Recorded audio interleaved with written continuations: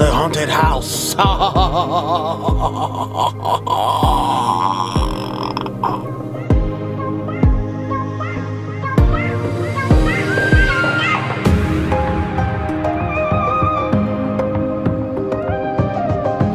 chose this location because no one lives here. It's not haunted, so don't be afraid. But it's no one lives here. It's quiet, and there's wood actually like in a very convenient spot, so I can get some good sound effects there. I remember my headphones.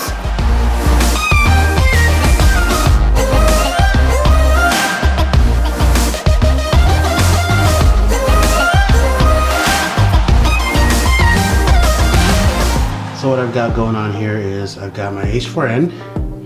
I have it on 4 tracks, so I'm using the 2 right here as well, just for redundancy in a sense. I have track 1 being sent to this Rode mic.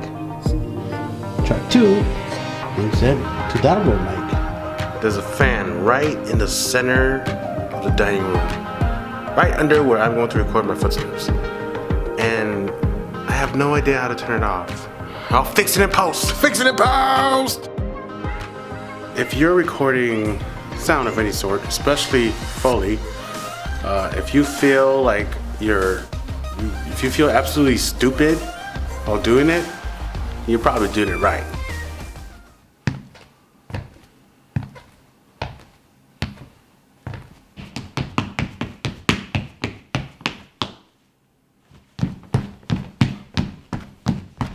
Now, usually when I record stereo, I would like to set up microphones for it,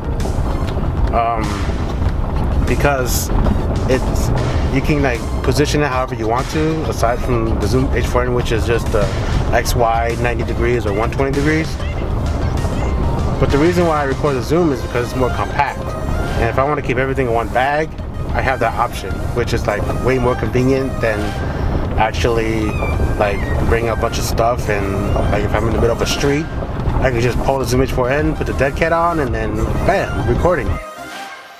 If you guys want more stuff like this, let me know, and I'll definitely record more sound effects style stuff besides just ambience all the time. I do like both. They have their quirks.